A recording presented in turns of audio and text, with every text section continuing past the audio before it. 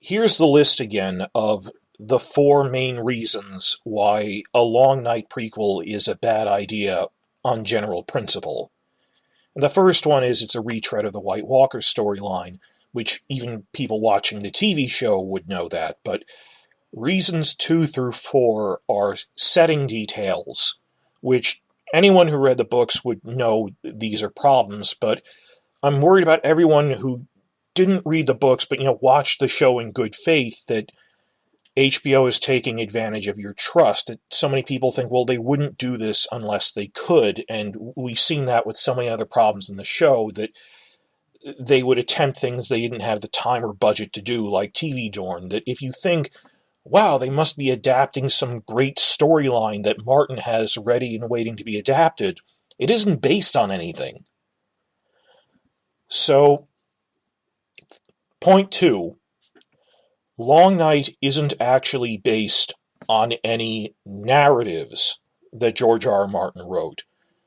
Not even a thin outline like other prequel ideas, where there's at least a story that was told in the main novels, even if it isn't a full spin-off novella in its own right. We know next to nothing about the Long Night in any of Martin's written works. I made a separate video talking about this that I split off, and I'll link in the description, asking just how much is George R.R. Martin involved in writing the Long Night prequel. And we know he said he's not really going to be a script writer on any of the prequels. He's working on his upcoming novels. But how much of the setup for this, the brainstorming, was him?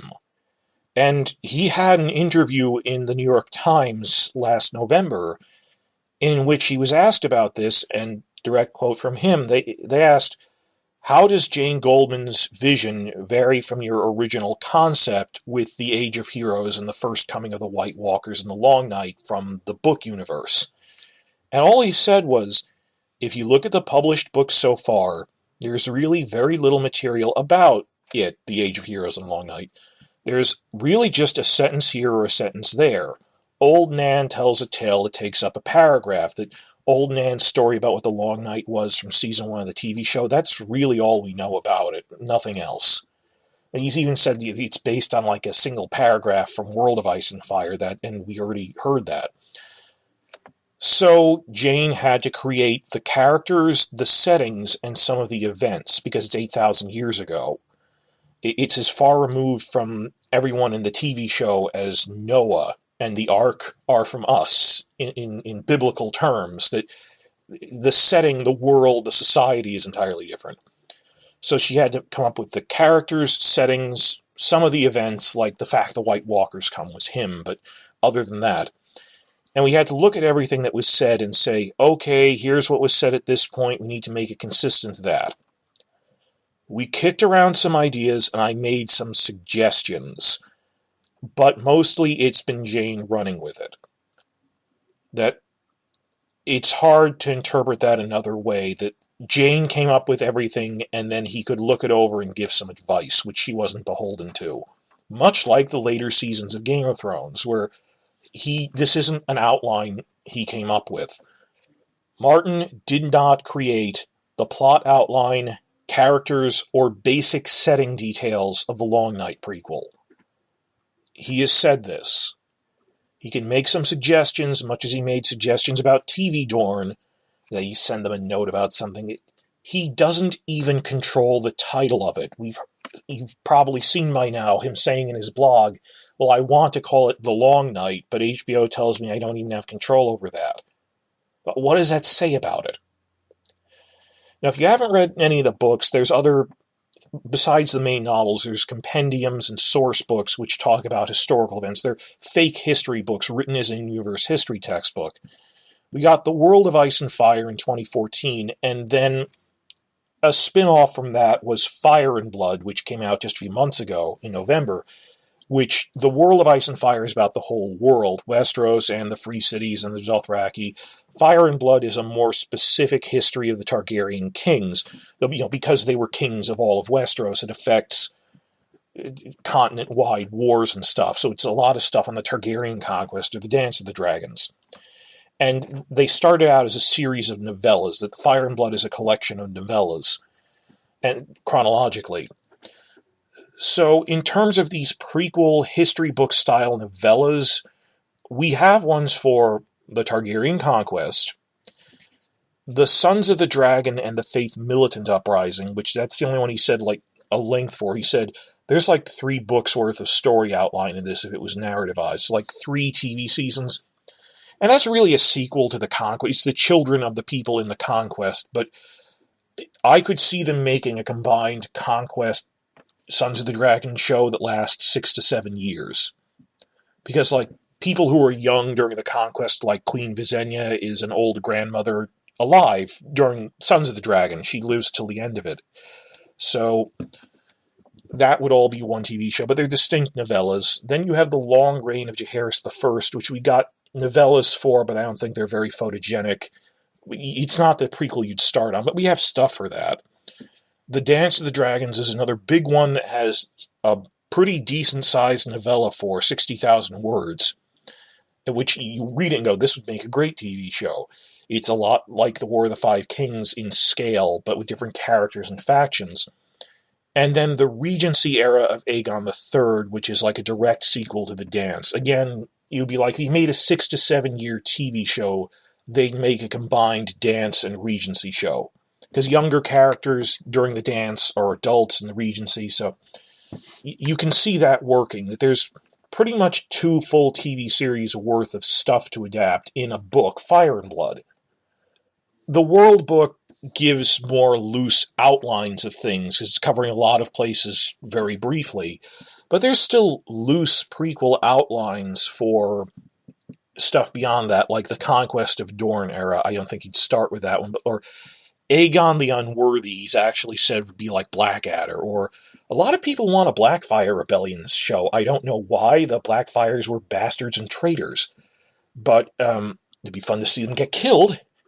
But I think you could do like a combined Aegon IV and the Blackfire Rebellions, because his son was the first Blackfire rebel, and you could see that working if you combined a couple of smaller narratives into one bigger show.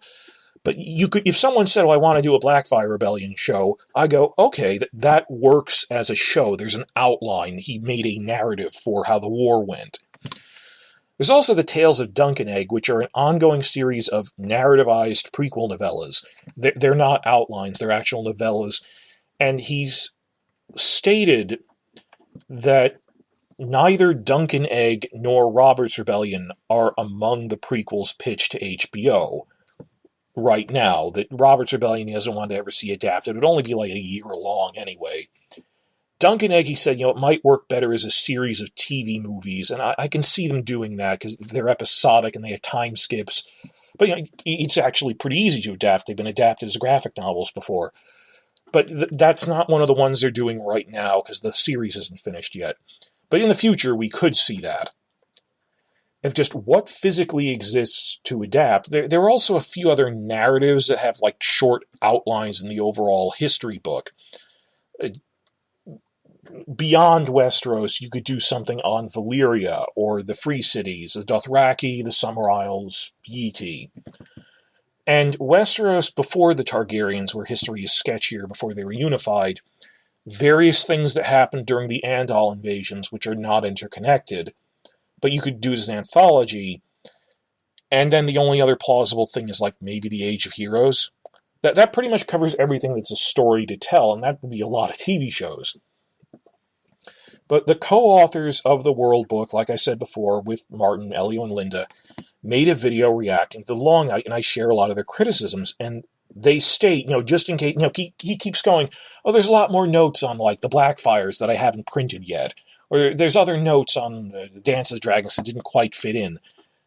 They said, when we were writing the World Book with him, there is nothing beyond what's in print. There aren't, if you were assuming, the Long Night must be based on an idea he had for the Long Night but never put pen to paper for. No. There is nothing beyond what's in print. There are no notes left unpublished that he showed them. Even the World Book doesn't expand on what's already said in the original novels since 1996. He never elaborated on it at all. He never intended to. Some people argue that the earliest prehistory, dawn age of myth, the dawn of prehistory, shouldn't be turned into a prequel. And it kind of seems like Martin had that same idea. I shouldn't tell you exactly what it was like. It was an age of legend. Other later stuff, even the Andal invasions or Valyria, well, they're closer enough that, well, they're history, but the Long Night itself, it's so mythical. At the very least, he never had ideas for it. I don't know if he wanted it to ever be adapted into something. So, because no actual prequel narrative, novellas, or even fake history book chapter outline exists for this era, we're not even sure what exactly is in the story that HBO wants to adapt. The entire Age of Heroes, or the central event within it, the Long Night, tying back into how they were playing coy and evasive, and we tried to narrow down, well, is this a Long Night prequel? They can't even agree on that. They told Martin to stop telling everyone the title is The Long Night. So what is it even about? Brief overview of the timeline in Westeros. The Dawn Age is everything from the mists of time to about 10,000 years before the conquest, the Targaryen conquest that made the Iron Throne. Around 12,000 years ago, the first men migrated to Westeros, like the ancestors of the Starks. They're like the Celts. And they warred with the Children of the Forest, and on and off for like 2,000 years. Around 10,000 years ago, they made a pact of peace that ended the wars, which officially began the Age of Heroes from 10,000 years before conquest to 6,000 before conquest. The Long Night happened right in the middle of that, around 8,000 years ago, and lasted a generation. And the Age of Heroes officially ended 6,000 years ago when the Andals invaded. They're like the Anglo-Saxons, who invaded and colonized and intermingled in all of southern Westeros. The Tyrells, the Lannisters, the Tarleys, the Arryns, all of them are intermixed with Andals now, and they brought the faith of the Seven to the continent. Before that, it was all the old gods. So, right off the bat here, the Age of Heroes is a historical era lasting 4,000 years. The events of the whole thing are not interconnected. They happen centuries apart in entirely different regions of the continent. I've actually seen some casual reactions not thinking about what they're saying, going, oh great, that's more content to include. How? Think about this pragmatically from a TV series standpoint. How would that be a coherent TV series narrative? How would they interweave all of this together? So does HBO want to make an Age of Heroes TV series or a Long Night TV series? Age of Heroes would only work as some kind of anthology series, which I would watch, but not as we're forcing it all to happen at the same time. It wasn't created to be like that. I'm not saying in general principle if Martin suddenly worked it all together, well, he could. It would be difficult for even him because they weren't originally intended to be combined like that. It would be, on a pragmatic level, it would be difficult. HBO has played coy when asked basic details about it. Even when asked, is this the official title? And he had to say it's called The Long Night. And there's all this other weird stuff that Casey Bloys has said in public that they mislabeled this. I can't believe that Deadline actually ran this title. The prequel will feature strong female characters, when Bloys actually shrugged off that question. That someone asked, for the prequel pilot, Martin has suggested the title The Long Night. Do you have a working title at least? No, we're keeping it all. We're obviously excited about the script and the story. It's fair to say we're excited about this pilot. We're hoping to shoot it in the first quarter of 19. Yeah, that got pushed back to second quarter of 2019. But okay, this was months before. They were still casting. These things happen. But still, he didn't say anything of, well, what's the title? No, we're keeping it secret. We're excited about it. Why do you even feel questions about this? And later on, you picked the prequel script by Jane Goldman, the one female showrunner among the 5 in development. That is a lie. One of the other ones was by Carly Ray, who is one of the staff writers on HBO's The Leftovers and HBO's Westworld. She is also a woman. So what's Jane Goldman's perspective on Westeros like compared to the show we all know? And Blois says, the story's time period, which is 8,000 years before the events in Game of Thrones, it's far enough away so it feels like a different story, a different world, because it is. The Seven Kingdoms do not exist at this point, unified. So it felt distinct. For that matter, even like the North as a coherent kingdom does not exist, or the Reach, or the Iron Islands. Even the original Seven Kingdoms weren't kingdoms then. It's like 100 small, tiny kingdoms. So all he said was the kingdoms do not exist at this point. So it felt distinct. We're not trying to do Game of Thrones Part 2. No one is going to duplicate what David and Dan did. By setting it when we did, there's a lot going on, a lot of dynamics that are related to Game of Thrones, but it's different enough with its time period and characters that it's not duplicative. All he did was point out the truism that during the Long Night, none of the kingdoms exist yet. So what story are they telling? They're not adapting something. They tried to make a narrative in an era that Martin never intended there to be a narrative in. This, of course, leads into the other problem of he didn't even set up characters with their own stories in this era, beyond a few thumbnail sketches.